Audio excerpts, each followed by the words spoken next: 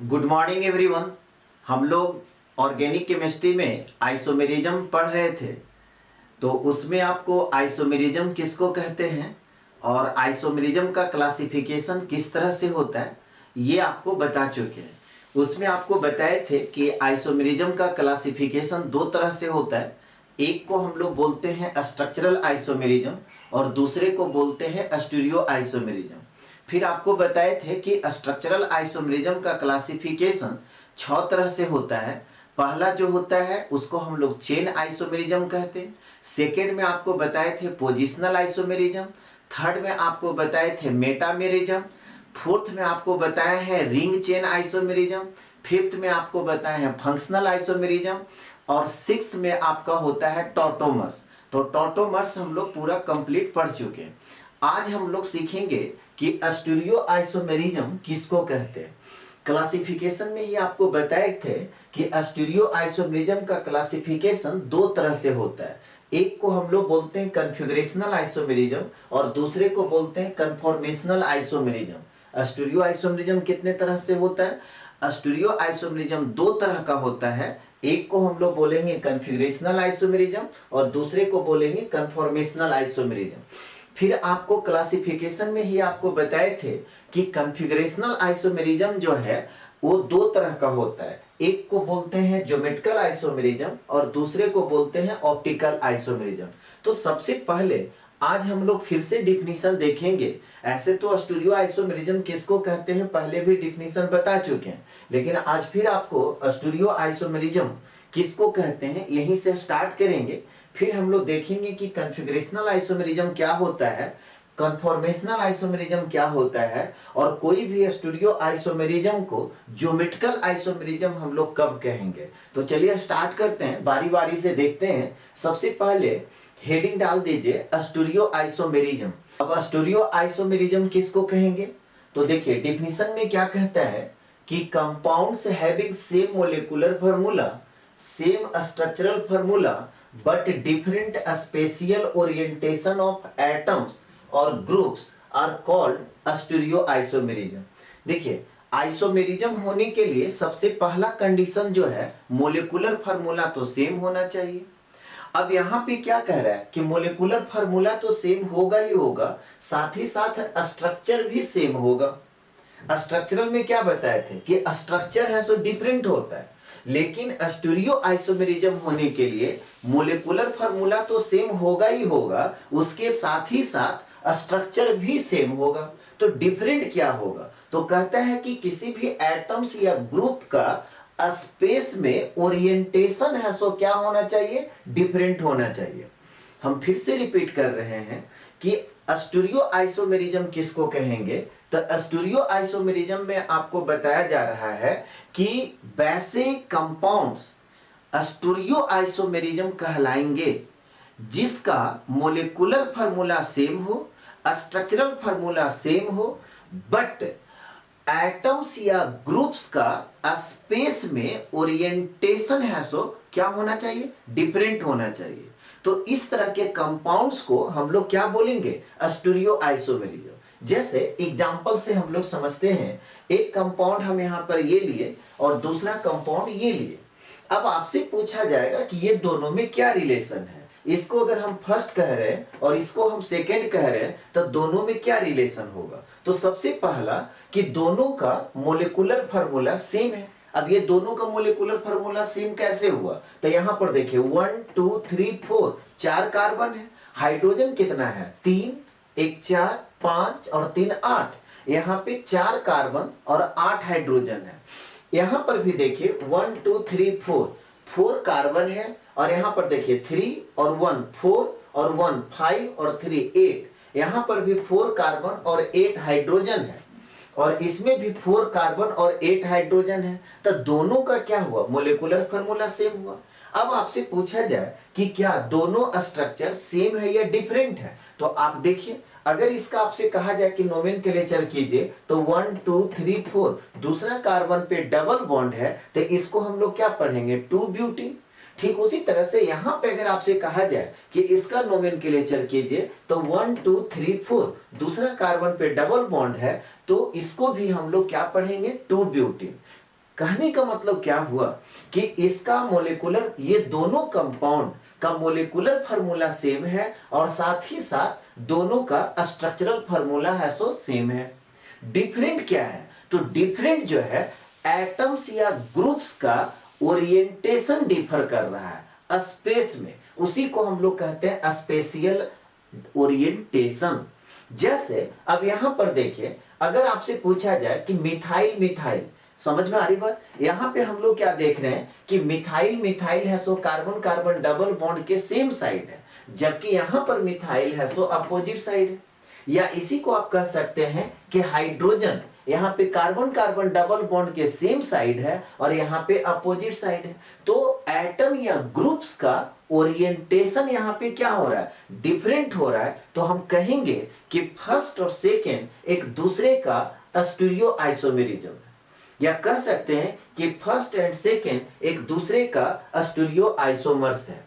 तो stereo isomers किसको कहेंगे, ये समझ में आया सभी लोगों को? हम फिर से रिपीट कर रहे हैं कि दो कंपाउंड एक दूसरे का स्टीरियो आइसोमर्स कहलाएगा कब? जब दोनों का मोलिकुलर फार्मूला सेम होना चाहिए, स्ट्रक्चरल फार्मूला सेम होना चाहिए, बट एटम्स या ग्रुप्स का ओरिएंटेशन स्पेस में डिफर करना चाहिए। जहां पर एटम्स या ग्रुप्स का ओरिएंटेशन स्पेस में डिफर करेगा तो वो दोनों एक दूसरे का क्या कहलाएगा? स्टीरियो आइसोमर्स कहलाएगा। फिर आपको क्या बताया कि स्टीरियो आइसोमर्स का क्लासिफिकेशन दो तरह से होता है। एक को हम लोग बोलते हैं कन्फिगरेशनल आइसोमेरिज्म और दूसरे को बोलते हैं कन्फॉर्मेशनल आइसोमेरिज्म। स्टीरियो आइसोमेरिज्म का क्लासिफिकेशन कितने तरह से हुआ? तो दो तरह से हुआ। एक को हम लोग क्या बोलेंगे? कन्फिगरेशनल आइसोमेरिज्म, और दूसरे को क्या बोलते हैं? Conformational isomerism. याद रहेगा सभी लोगों को, स्टीरियो आइसोमेरिज्म का क्लासिफिकेशन दो तरह से होता है। एक को हम लोग बोलेंगे कन्फिगरेशनल आइसोमेरिज्म और दूसरे को बोलेंगे कन्फॉर्मेशनल आइसोमेरिज्म। फिर कन्फिगरेशनल आइसोमेरिज्म किसको कहते हैं उसका हम लोग डिफिनीशन देखेंगे, उसके पहले आप इसको नोट कर लीजिए। यहां तक कंप्लीट कर लिए सभी लोग? तो स्टीरियो आइसोमेरिज्म किसको कहेंगे, डिफिनीशन याद रहेगा। फिर से एक बार हम रिपीट कर दे रहे हैं कि दो कंपाउंड एक दूसरे का स्टीरियो आइसोमर्स कहलाएगा कब? जब दोनों का मोलिकुलर फार्मूला सेम होगा, स्ट्रक्चरल फार्मूला सेम होगा, बट एटम्स या ग्रुप्स का ओरिएंटेशन स्पेस में डिफरेंट होगा, तो उसको हम लोग क्या बोलेंगे? Stereo isomerism. जैसे अब यहां पर देखिए, स्ट्रक्चरल सेम यानी कि जो एटम्स का कनेक्टिविटी है वो सेम है। आपको बता चुके हैं कि कोई भी दो कंपाउंड आइडेंटिकल है कि डिफरेंट है, कैसे डिसाइड करते हैं? तो हम लोग देखते हैं कनेक्टिविटी ऑफ एटम्स। अगर कनेक्टिविटी ऑफ एटम्स सेम होता है तो उसको हम लोग आइडेंटिकल कहते हैं। कनेक्टिविटी ऑफ एटम्स या ग्रुप्स डिफरेंट होता है तो उसको हम लोग डिफरेंट कंपाउंड कहते हैं। तो यहाँ पे हम लोग क्या देखें कि कार्बन कार्बन डबल बॉन्ड के सेम साइड हाइड्रोजन है और मिथाइल है, और यहाँ पे हम लोग क्या देखें कि कार्बन कार्बन डबल बॉन्ड के अपोजिट साइड मिथाइल और हाइड्रोजन है। तो यहाँ पर एटम और ग्रुप का ओरिएंटेशन डिफर हो गया, तो इसीलिए फर्स्ट और सेकेंड को हम लोग क्या बोलेंगे? Stereo isomerism. फिर आपको बताया कि स्टीरियो आइसोमेरिज्म दो तरह का, कन्फिगरेशनल आइसोमेरिज्म और कन्फॉर्मेशनल आइसोमेरिज्म। अब हम लोग देखेंगे कि कन्फिगरेशनल आइसोमेरिज्म किसको कहेंगे। तो देखिए डिफिनीशन में क्या कह रहा है कि stereo isomers which are not interconvertible from one form to another without cleaving any bond are called configurational isomers। अब देखिए यहां पे क्या कह रहे हैं कि वैसे स्टीरियो आइसोमर्स जो एक फॉर्म से दूसरे फॉर्म में बिना बॉन्ड तोड़े आप इंटरकन्वर्टेबल नहीं कर सकते। बिना बॉन्ड तोड़े एक फॉर्म से दूसरे फॉर्म में आप इंटरकन्वर्टेबल नहीं कर सकते हैं, तो उस तरह के स्टीरियो आइसोमर्स क्या कहलाएंगे? कन्फिगरेशनल आइसोमेरिज्म। जैसे एग्जांपल में ही देखिए, अभी आपको यही एग्जांपल लिए थे और दूसरा एग्जांपल ये लिए। अब यहां पर क्या है? कार्बन कार्बन के बीच में डबल बॉन्ड है। तो कार्बन कार्बन के बीच में जब डबल बॉन्ड है तो इस फॉर्म से अगर आप इस फॉर्म में लाना चाहिएगा तो क्या बिना बॉन्ड तोड़े आप इस फॉर्म में ला सकते हैं? नहीं ला सकते। क्यों नहीं ला सकते हैं? तो इसको समझिए। कार्बन कार्बन के बीच में क्या है ना, डबल बॉन्ड है। तो ध्यान से समझिए, अगर कार्बन कार्बन के बीच में ये डबल बॉन्ड है और इसको हम रोटेट करना चाहेंगे तो देखिए बॉन्ड को क्या करना पड़ेगा, टूटना पड़ेगा। अगर हम इसको जबरदस्ती रोटेट करेंगे तो बॉन्ड क्या हो जाएगा, टूट जाएगा।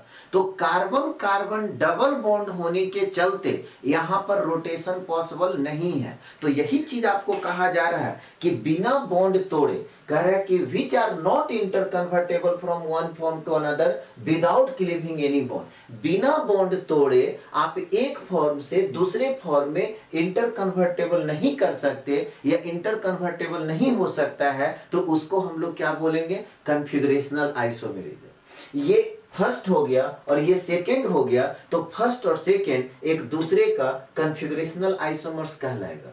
अब ये दोनों एक दूसरे का कॉन्फ़िगरेशनल आइसोमर्स क्यों कहलाएगा, ये समझ में आया सभी लोगों को? क्योंकि एक फॉर्म से दूसरे फॉर्म में आप बिना बॉन्ड तोड़े इंटर कन्वर्टेबल नहीं कर सकते हैं, इसीलिए ये दोनों में जो रिलेशन होगा वो आइसोमर्स का तो होगा। तो कैसा आइसोमर्स, स्टीरियो आइसोमर्स। और फिर स्टीरियो आइसोमर्स हम आपको बताया कि उसका क्लासिफिकेशन दो तरह का होता है। एक को हम लोग बोलते हैं कॉन्फ़िगरेशनल और दूसरे को बोलते हैं कन्फॉर्मेशनल। तो ये आपका कॉन्फ़िगरेशनल आइसोमेरिज्म का एग्जांपल हो गया। ठीक उसी तरह से कन्फॉर्मेशनल आइसोमेरिज्म किसको कहेंगे, तो कन्फॉर्मेशनल आइसोमर्स जो है वो क्या होगा, तो बिना बॉन्ड तोड़े आप एक फॉर्म से दूसरे फॉर्म में इंटर कन्वर्ट कर सकते हैं। बिना बॉन्ड तोड़े आप एक फॉर्म से दूसरे फॉर्म में इंटर कन्वर्ट कर सकते हैं, तो उसको हम लोग बोलेंगे कन्फॉर्मेशनल आइसोमर्स। तो डिफिनीशन में देखिए क्या हो गया कि stereo isomers which are interconvertible from one form to another without cleaving any bond। तो देखिए अंतर क्या है डिफिनीशन में, यहाँ पे नॉट इंटरकन्वर्टेबल था और यहाँ पर है सो इंटरकन्वर्टेबल है। यानी कि बिना बॉन्ड तोड़े आप एक फॉर्म से दूसरे फॉर्म में इंटर कन्वर्टेबल नहीं कर सकते, तो उसको हम लोग कॉन्फ़िगरेशनल कहेंगे। और बिना बॉन्ड तोड़े आप एक फॉर्म से दूसरे फॉर्म में इंटर कन्वर्टेबल कर सकते हैं, तो उसको हम लोग बोलेंगे कन्फॉर्मेशनल आइसोमर्स। यानी कि दो कंपाउंड एक दूसरे का कन्फॉर्मेशनल, दो कंपाउंड एक दूसरे का कन्फॉर्मेशनल आइसोमर्स कहलाएगा। कब, जब एक फॉर्म दूसरे फॉर्म में बिना बॉन्ड तोड़े इंटर कन्वर्टेबल हो सकता है। जैसे एग्जांपल में देखिए, अब यहाँ पे अगर सिंगल बॉन्ड है तो सिंगल बॉन्ड के चलते क्या होता है, रोटेशन पॉसिबल होता है। तो जहां पर सिंगल बॉन्ड होगा वहां पर रोटेशन पॉसिबल होगा। तो बिना बॉन्ड तोड़े आप एक फॉर्म से दूसरे फॉर्म में इंटर कन्वर्ट कर सकते हैं। जैसे एग्जांपल में देखिए, यहाँ पे CH2Cl है, CH2Cl है और कार्बन कार्बन के बीच में सिंगल बॉन्ड है और दूसरा कंपाउंड हम इस तरह से लिख दिए। अब यहाँ पर भी देखिए CH2Cl और CH2Cl है, ओरिएंटेशन क्या हुआ, डिफरेंट हो गया। अभी आपको क्या बताए थे कि मोलिकुलर फार्मूला सेम, ध्यान से समझिएगा, मोलिकुलर फार्मूला सेम, तो दोनों का मोलिकुलर फार्मूला सेम है। स्ट्रक्चरल फार्मूला सेम, दोनों का स्ट्रक्चरल फार्मूला भी सेम है। कैसे पता चला, तो दोनों कार्बन दो दो हाइड्रोजन और एक एक क्लोरीन के साथ बॉन्डेड है। यहाँ पर भी दोनों कार्बन दो दो हाइड्रोजन और एक एक क्लोरीन के साथ बॉन्डेड है। तो स्ट्रक्चरल फार्मूला भी सेम हो गया। डिफरेंट क्या हुआ, डिफरेंट यहाँ पर ये हुआ कि एटम या ग्रुप का स्पेस में ओरिएंटेशन डिफरेंट है। तो इसको हम लोग क्या बोलेंगे, स्टीरियो आइसोमेरिज्म। और कह रहा है कि वैसे स्टीरियो आइसोमर्स जो एक फॉर्म से दूसरे फॉर्म में बिना बॉन्ड तोड़े इंटर कन्वर्टेबल हो जाता है, तो उसको हम लोग क्या बोलेंगे, कन्फॉर्मेशनल आइसोमेरिज्म। अब बिना बॉन्ड तोड़े एक फॉर्म से दूसरे फॉर्म में इंटर कन्वर्टेबल नहीं हो सकता है, तो उसको हम लोग बोलते हैं कॉन्फ़िगरेशनल आइसोमेरिज्म। यानी कि अगर इसको फर्स्ट और इसको सेकंड कहें तो हम कह सकते हैं कि फर्स्ट और सेकंड जो है एक दूसरे का क्या है, कन्फॉर्मेशनल आइसोमर्स है। इसको जल्दी से नोट कर लीजिए। यहां तक सभी लोग कर लिए। चलिए फिर आपको क्या बताएं कि कॉन्फ़िगरेशनल आइसोमेरिज्म का क्लासिफिकेशन दो तरह से होता है। एक को हम लोग बोलते हैं ज्योमेट्रिकल आइसोमेरिज्म और दूसरे को बोलते हैं ऑप्टिकल आइसोमेरिज्म। कॉन्फ़िगरेशनल आइसोमेरिज्म कितने तरह का हो गया, दो तरह का हो गया। पहला को क्या कहेंगे, ज्योमेट्रिकल आइसोमेरिज्म, और दूसरे को क्या बोलेंगे, ऑप्टिकल आइसोमेरिज्म। याद रहेगा, कॉन्फ़िगरेशनल आइसोमेरिज्म कितने तरह का, दो तरह का। पहले को हम लोग क्या बोलते हैं, ज्योमेट्रिकल आइसोमेरिज्म, और दूसरे को क्या बोलेंगे, ऑप्टिकल आइसोमेरिज्म। अब हम लोग देखेंगे कि ज्योमेट्रिकल आइसोमेरिज्म किसको कहते हैं। तो हेडिंग डाल दीजिए ज्योमेट्रिकल आइसोमेरिज्म। ज्योमेट्रिकल आइसोमेरिज्म का देखिए डेफिनेशन में क्या कह रहा है कि configurational isomers which arise due to restricted rotation about a bond are called geometrical isomerism. इसका मतलब क्या हुआ, फिर से एक बार हम आपको रिपीट कर रहे हैं कि वैसे कन्फिगरेशनल आइसोमर्स को हम लोग ज्योमेट्रिकल आइसोमर्स कहेंगे जो किसी बॉन्ड के अराउंड रोटेशन नहीं होने के वजह से डेवलप होता है, उसको हम लोग क्या बोलेंगे, ज्योमेट्रिकल आइसोमर्स। वैसे कन्फिगरेशनल आइसोमर्स को हम लोग ज्योमेट्रिकल आइसोमर्स कहेंगे जो किसी बॉन्ड के अराउंड रोटेशन नहीं होने के वजह से डेवलप होता है, तो उसको हम लोग क्या बोलेंगे, ज्योमेट्रिकल आइसोमेरिज्म। अब सवाल ये उठता है कि रोटेशन कहां पर पॉसिबल नहीं होगा, तो कहता क्या है, पैराग्राफ चेंज करके लिख लीजिएगा कि this bond can be multiple bond in open chain compound और सिंगल बॉन्ड इन रिंग्स। कहने का मतलब क्या हुआ कि अगर ओपन चेन कंपाउंड है तो वहां पे अगर मल्टीपल बॉन्ड है तो मल्टीपल बॉन्ड होने के चलते क्या होगा, रोटेशन पॉसिबल नहीं होगा। ठीक उसी तरह से अगर रिंग है और रिंग में सिंगल बॉन्ड है तो सिंगल बॉन्ड तो है लेकिन रिंग है तो रिंग होने के वजह से भी वहां पर रोटेशन पॉसिबल नहीं होता है। अभी आपको बताएं कि मल्टीपल बॉन्ड का मतलब क्या हुआ, मल्टीपल बॉन्ड का मतलब हुआ डबल बॉन्ड या ट्रिपल बॉन्ड, यानी कि जहां पे मल्टीपल बॉन्ड होगा ओपन चेन कंपाउंड में तो वहां पर है सो रोटेशन पॉसिबल नहीं है, और जहां पे आपका सिंगल बॉन्ड है लेकिन रिंग है तब वहां पर भी है सो रोटेशन पॉसिबल नहीं होगा। अब देखिए पैराग्राफ चेंज करके क्या कह रहा है कि for configurational isomers to be geometrical isomers there must be change in a spatial distance between groups or atoms।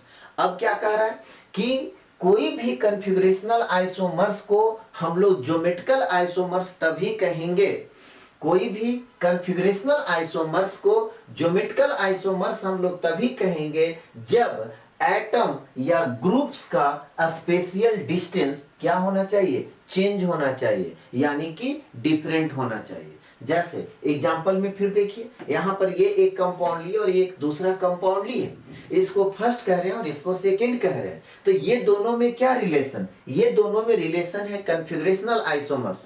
अब कन्फिगरेशनल आइसोमर्स डबल बॉन्ड तो हो गया, रोटेशन यहाँ पे पॉसिबल नहीं है, बिना बॉन्ड तोड़े आप एक फॉर्म से दूसरे फॉर्म में इंटर कन्वर्ट नहीं कर सकते, तो इसको हम लोग कन्फिगरेशनल कहेंगे। अब कहता है कि अब यहां पर क्या देख रहे हैं कि एटम, हाइड्रोजन एटम या ग्रुप का स्पेशियल डिस्टेंस क्या है, डिफर है। यहां पर क्या हो गया, मिथाइल मिथाइल आपका सेम साइड है, यहां पर मिथाइल मिथाइल आपका अपोजिट साइड है। अगर मिथाइल मिथाइल के बीच का डिस्टेंस को अगर D1 कहें और यहां पर मिथाइल मिथाइल के बीच के डिस्टेंस को अगर D2 कहें और आपसे अगर पूछा जाए कि D1 और D2 में क्या रिलेशन है, D1 और D2 में क्या रिलेशन का मतलब हुआ कि D1 इक्वल टू D2 है या D1 not equal to D2 है, क्या बोलेंगे। तो यहां पर कोई भी स्टूडेंट देख करके बता सकता है कि D1 not equal to D2 है, नहीं तो यहां पर D1 not equal to D2 है तो एटम या ग्रुप का स्पेशियल डिस्टेंस डिफर हो गया, तो हम कहेंगे कि फर्स्ट और सेकेंड एक दूसरे का ज्योमेट्रिकल आइसोमर्स है। फर्स्ट और सेकेंड में क्या रिलेशन हो गया, फर्स्ट और सेकेंड एक दूसरे का ज्योमेट्रिकल आइसोमर्स हो गया। तो कोई भी कन्फिगरेशनल आइसोमर्स ज्योमेट्रिकल आइसोमर्स कहलाएगा, कब कहलाएगा, जब एटम्स या ग्रुप्स का स्पेशियल डिस्टेंस है सो क्या होना चाहिए, डिफरेंट होना चाहिए। इसको नोट कर लीजिए। यहां तक सभी लोग कंप्लीट कर लिए। चलिए दूसरा एग्जांपल एक देखते हैं। एक एग्जांपल ये है, दूसरा ये, इसको हम लोग फर्स्ट कह रहे हैं और इसको सेकेंड कह रहे हैं। अब आपसे पूछा जाए कि फर्स्ट और सेकेंड में क्या रिलेशन है, तो अब यहां पर देखिए रिंग है, ये साइक्लिक कंपाउंड हुआ। तो अभी आपको बताया कि अगर साइक्लिक कंपाउंड है, अभी हम क्या बताए थे कि सिंगल बॉन्ड होने के चलते रोटेशन पॉसिबल है, लेकिन अगर रिंग में सिंगल बॉन्ड है तो रिंग होने के वजह से यहां पर रोटेशन पॉसिबल नहीं है। तो अभी आपको क्या बताए थे कि वैसे कन्फिगरेशनल आइसोमर्स को हम लोग ज्योमेट्रिकल आइसोमर्स कहेंगे जो किसी बॉन्ड के अराउंड रोटेशन नहीं होने के वजह से डेवलप होता है। तो यहां पर रिंग होने के चलते ये रोटेशन नहीं होगा। यानी कि बिना बॉन्ड तोड़े आप एक फॉर्म से दूसरे फॉर्म में इंटर कन्वर्ट नहीं कर सकते, तो इसको हम लोग क्या बोलेंगे? Configurational isomer. अब कहता है कि वैसे कॉन्फ़िगरेशनल आइसोमर्स को हम लोग ज्योमेट्रिकल कहेंगे जहां पे एटम या ग्रुप का स्पेशियल डिस्टेंस है सो क्या होना चाहिए? डिफर होना चाहिए। यहां पर देखिए, अगर आपसे पूछा जाए कि क्लोरीन क्लोरीन के बीच का डिस्टेंस को हम D1 कह रहे हैं, और यहां पे अगर आपसे पूछा जाए कि क्लोरीन क्लोरीन के बीच का डिस्टेंस को D2 कह रहे हैं, तो D1 इक्वल टू D2 है या D1 not equal to D2 है? आप लोग बताइए, यहां पे क्या होगा? D1 not equal to D2 है, तो यहां पे एटम या ग्रुप का स्पेशियल डिस्टेंस डिफर कर रहा है, तो इसको हम लोग फिर क्या बोलेंगे? फर्स्ट और सेकेंड एक दूसरे का क्या कहलाएगा? ज्योमेट्रिकल आइसोमर्स कहलाएगा। फर्स्ट और सेकेंड एक दूसरे का क्या कहलाएगा? ज्योमेट्रिकल आइसोमर्स कहलाएगा। इसको भी नोट कर लीजिए। यहां तक कंप्लीट कर लिए, तो ये एग्जांपल सभी लोग को समझ में आ गया। यहां पे रिस्ट्रिक्टेड रोटेशन होने के वजह से बिना बॉन्ड तोड़े आप एक फॉर्म से दूसरे फॉर्म में इंटर कन्वर्ट नहीं कर सकते, तो इस तरह के कॉन्फ़िगरेशनल आइसोमर्स को हम लोग क्या बोलेंगे? ज्योमेट्रिकल आइसोमेरिज्म कहेंगे। अब यहाँ पे सवाल ये उठता है कि कहां कहां ज्योमेट्रिकल आइसोमेरिज्म शो करता है, तो हेडिंग डाल दीजिए, geometrical isomerism occurs in compounds containing. सबसे पहला में है अल्कीन। अभी आप देखें, कार्बन कार्बन जब डबल बॉन्ड है तो रोटेशन तो पॉसिबल होगा नहीं, तो अल्कीन भी है सो ज्योमेट्रिकल आइसोमेरिज्म शो करता है। सेकेंड में लिखिए ऑक्जाइन। ऑक्जाइन फंक्शनल ग्रुप आपको पढ़ा चुके हैं, कार्बन नाइट्रोजन डबल बॉन्ड होता है और नाइट्रोजन और इधर अल्कोहल से सिंगल बॉन्ड से बॉन्डेड होता है, इसको हम लोग बोलते हैं ऑक्जाइन। तो ये भी आपका ज्योमेट्रिकल आइसोमेरिज्म शो करेगा। हाँ, आगे फिर हम लोग नेक्स्ट क्लास में सीखेंगे कि अल्कीन है तो क्या सारे अल्कीन्स ज्योमेट्रिकल आइसोमेरिज्म शो करेंगे, और अगर सारे नहीं करेंगे तो उसके लिए क्या कंडीशंस होना चाहिए। ऑक्जाइम है तो सारे ऑक्जाइम आपका ज्योमेट्रिकल आइसोमेरिज्म शो करेंगे या नहीं करेगा, और अगर नहीं करेगा तो उसके लिए क्या कंडीशंस है। आज हम लोग सिर्फ देख रहे हैं कि ज्योमेट्रिकल आइसोमेरिज्म कहां कहां शो करेगा। तो सबसे पहला हो गया अल्कीन्स, दूसरा हो गया ऑक्जाइन, तीसरा हो गया आइमीन, इसका आप जान रहे हैं कार्बन नाइट्रोजन डबल बॉन्ड होता है। चौथा में आपका हो गया एजो कंपाउंड, इसको हम लोग क्या बोलते हैं? Azo compound.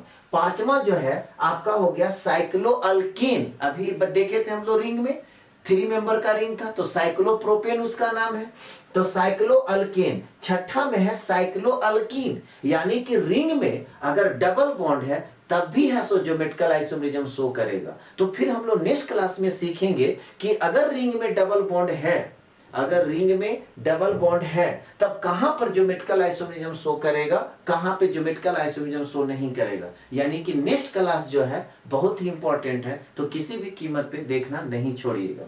और लास्ट आपका है कुमुलेटेड पोलिन्स। आपको बताए थे कि पोलिन्स जो है 3 तरह का होता है, आइसोलेटेड, कंजुगेटेड और कुमुलेटेड। अब कुमुलेटेड पोलिन्स में कौन पोलिन्स ज्योमेट्रिकल आइसोमेरिज्म शो करेगा, कौन है सो ज्योमेट्रिकल आइसोमेरिज्म शो नहीं करेगा, उसका भी हम लोग कंडीशन नेक्स्ट क्लास में देखेंगे। यहां तक जल्दी से नोट कर लीजिए सभी लोग, यहां तक कंप्लीट कर लिए। अब देखिए, अब यहां पर है क्या कि अल्डिहाइड और कीटोन में हम लोग अलग से देखते हैं कि ज्योमेट्रिकल आइसोमेरिज्म शो करेगा कि नहीं करेगा। तो सबसे पहला कॉमन सेंस की बात है कि नहीं करेगा। अगर करता तो अभी जो 7 का लिस्ट लिखा है उसी लिस्ट में अल्डिहाइड और कीटोन का भी लिखा देते। तो आपको मेरे को ये बताना है ना कि अल्डिहाइड और कीटोन ज्योमेट्रिकल आइसोमेरिज्म शो करेगा कि नहीं करेगा, और अगर करेगा तो क्यों करेगा, और नहीं करेगा तो क्यों करेगा।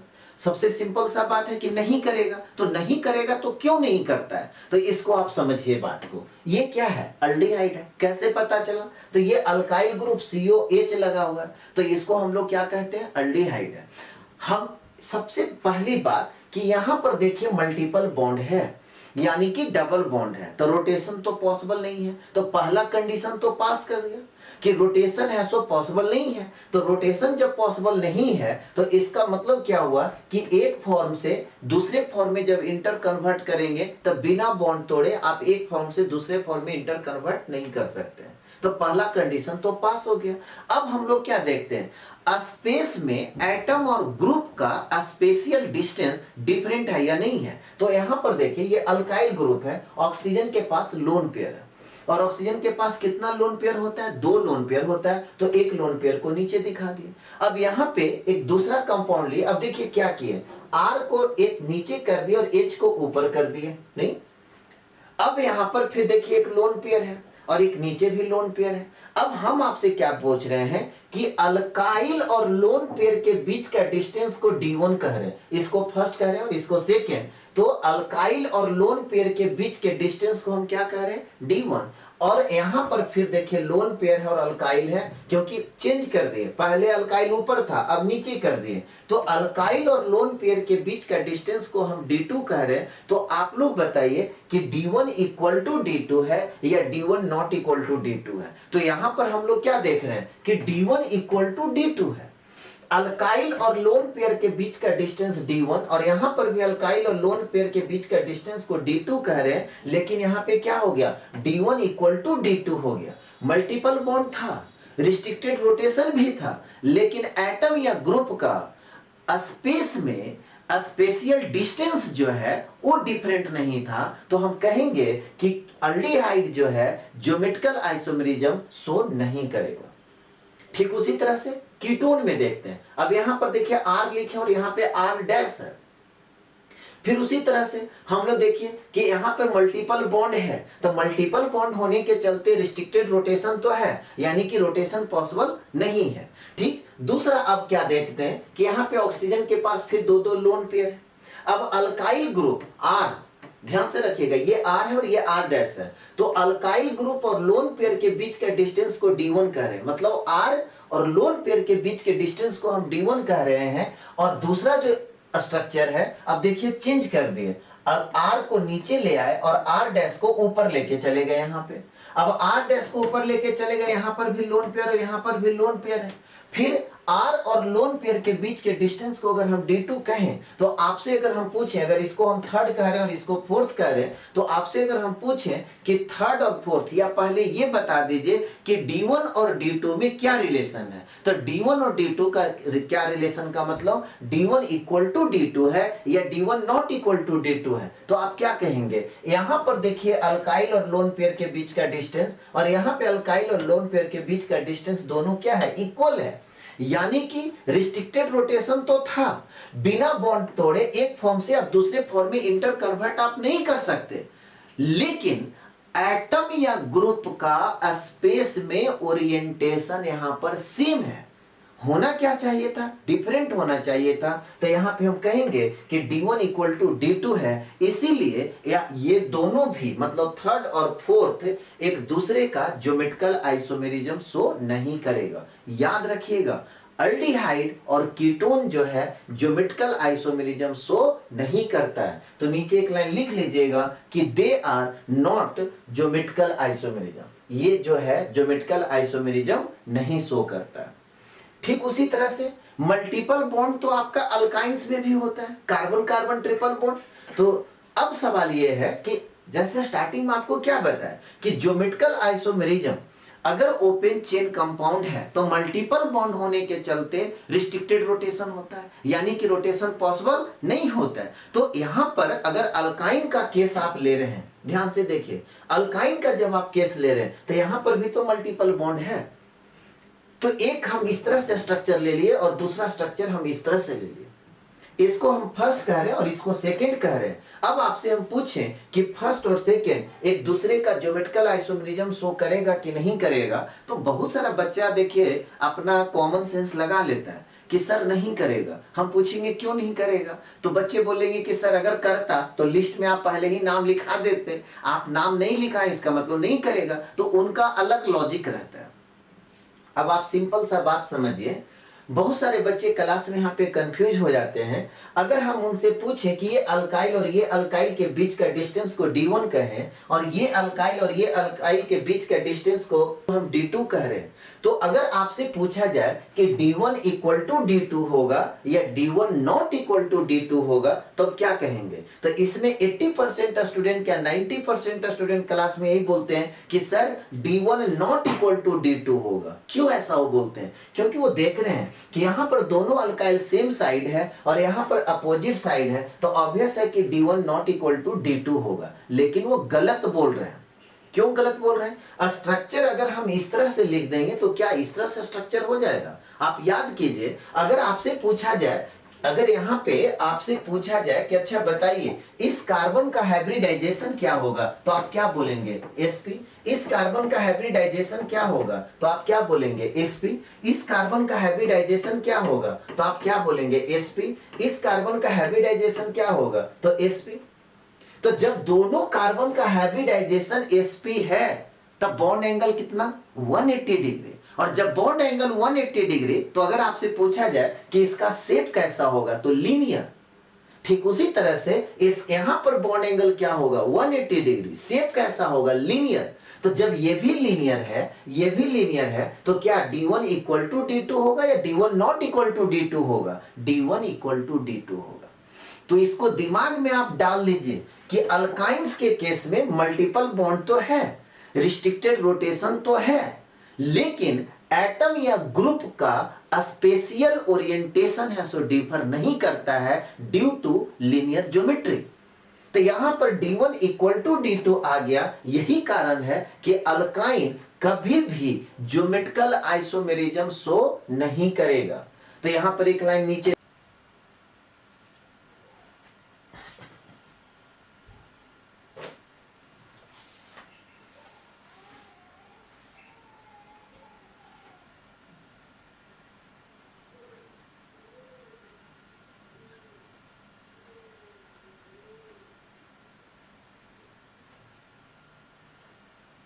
यहां तक कंप्लीट कर लिए। तो ये एग्जांपल सभी लोग को समझ में आ गया।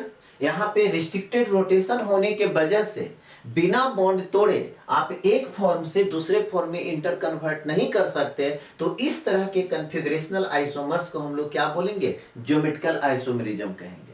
अब यहाँ पे सवाल ये उठता है कि कहां कहां ज्योमेट्रिकल आइसोमेरिज्म शो करता है। तो हेडिंग डाल दीजिए, geometrical isomerism occurs in compounds containing. सबसे पहला में है अल्कीन। अभी आप देखें, कार्बन कार्बन जब डबल बॉन्ड है तो रोटेशन तो पॉसिबल होगा नहीं, तो अल्कीन भी है सो ज्योमेट्रिकल आइसोमेरिज्म शो करता है। सेकेंड में लिखिए ऑक्जाइन।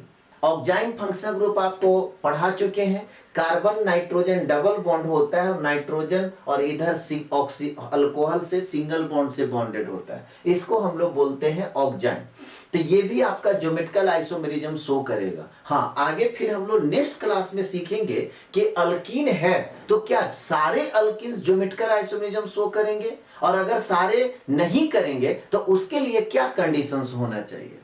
ऑक्जाइम है तो सारे ऑक्जाइम आपका ज्योमेट्रिकल आइसोमेरिज्म शो करेंगे या नहीं करेगा, और अगर नहीं करेगा तो उसके लिए क्या कंडीशंस है। आज हम लोग सिर्फ देख रहे हैं कि ज्योमेट्रिकल आइसोमेरिज्म कहां कहां शो करेगा। तो सबसे पहला हो गया अल्किन्स, दूसरा हो गया ऑक्जाइन, तीसरा हो गया आइमीन, इसका आप जान रहे हैं कार्बन नाइट्रोजन डबल बॉन्ड होता है। चौथा में आपका हो गया एजो कंपाउंड, इसको हम लोग क्या बोलते हैं? Azo compound.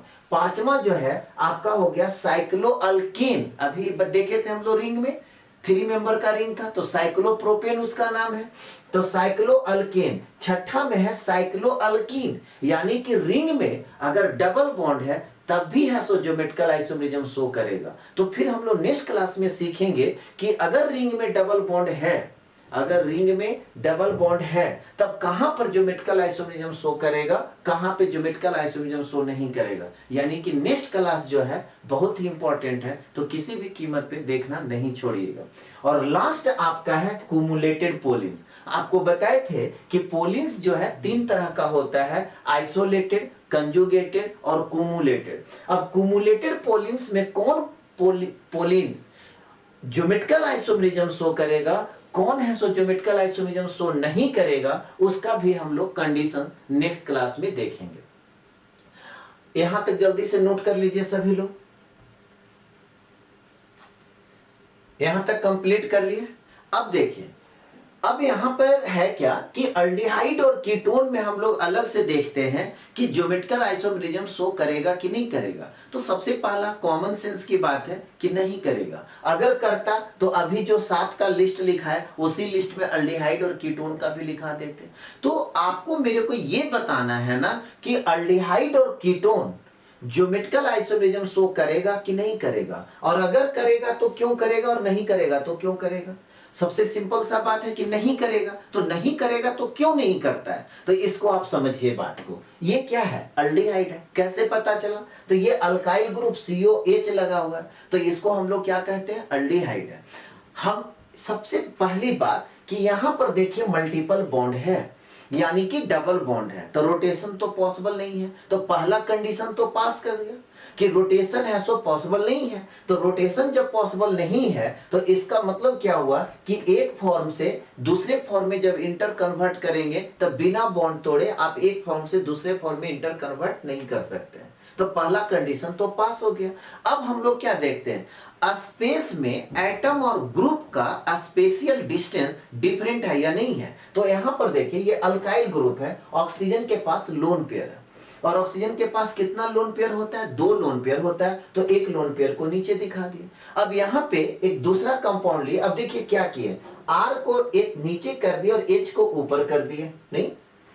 अब यहां पर फिर देखिए एक लोन पेयर है और एक नीचे भी लोन पेयर है। अब हम आपसे क्या पूछ रहे हैं कि अल्काइल और लोन पेयर के बीच का डिस्टेंस को D1 कह रहे हैं, इसको फर्स्ट कह रहे हैं और इसको सेकेंड। तो अल्काइल और लोन पेयर के बीच के डिस्टेंस को हम क्या कह रहे हैं, D1।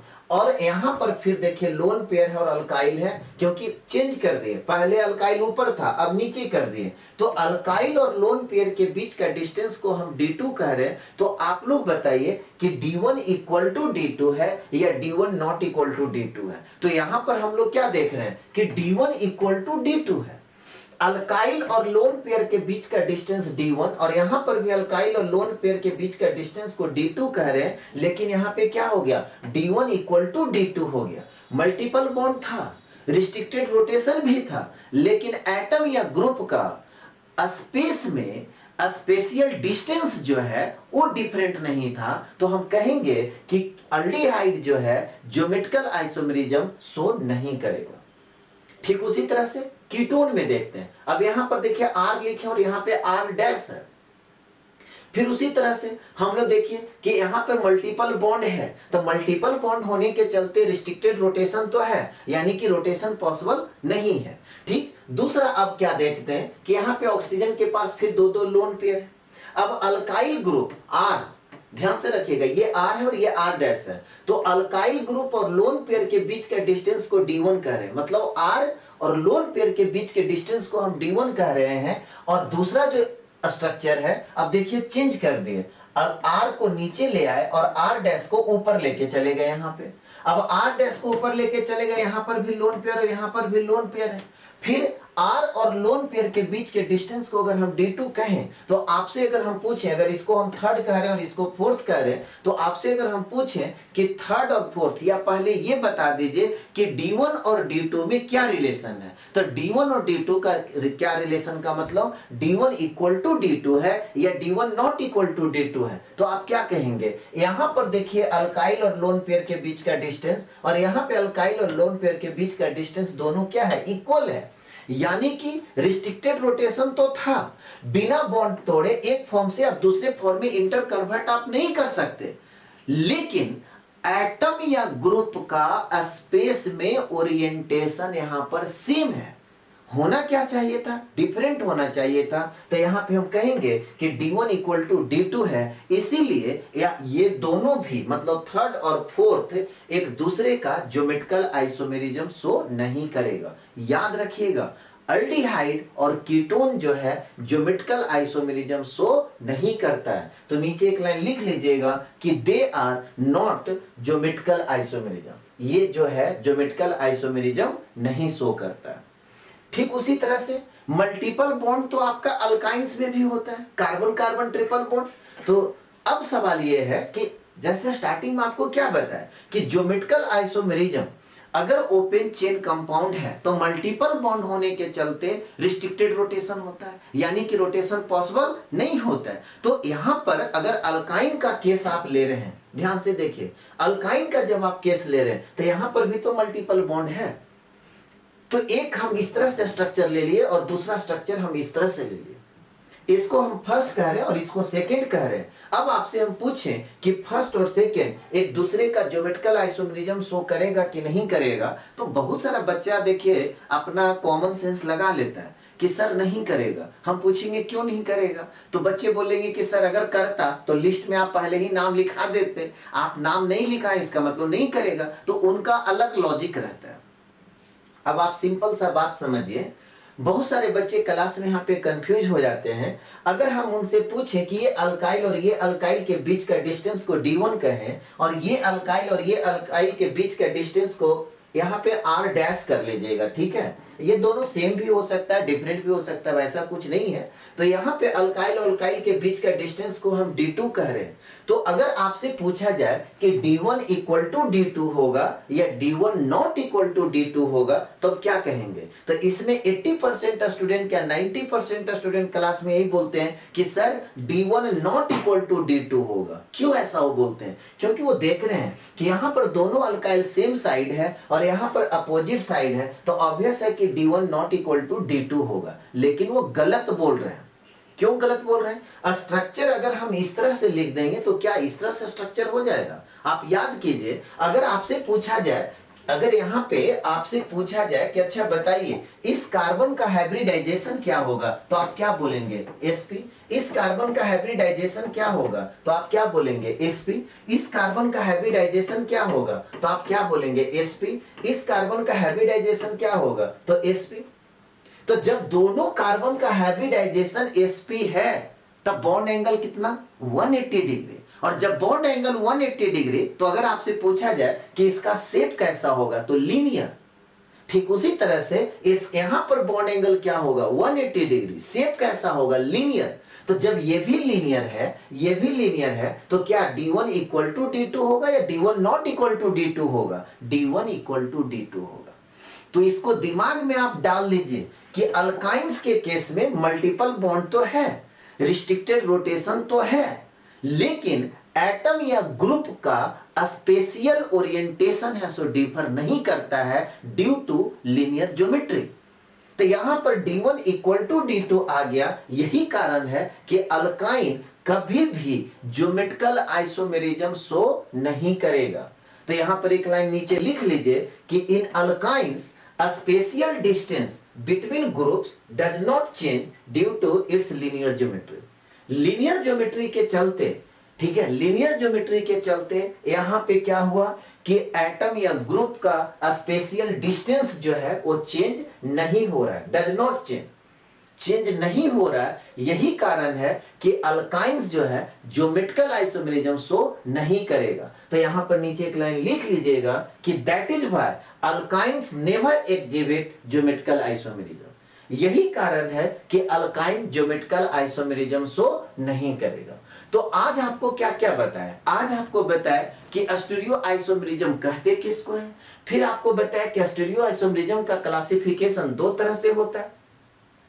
एक को हम लोग बोलते हैं कन्फिगरेशनल आइसोमेरिज्म और दूसरे को बोलते हैं कन्फॉर्मेशनल आइसोमेरिज्म।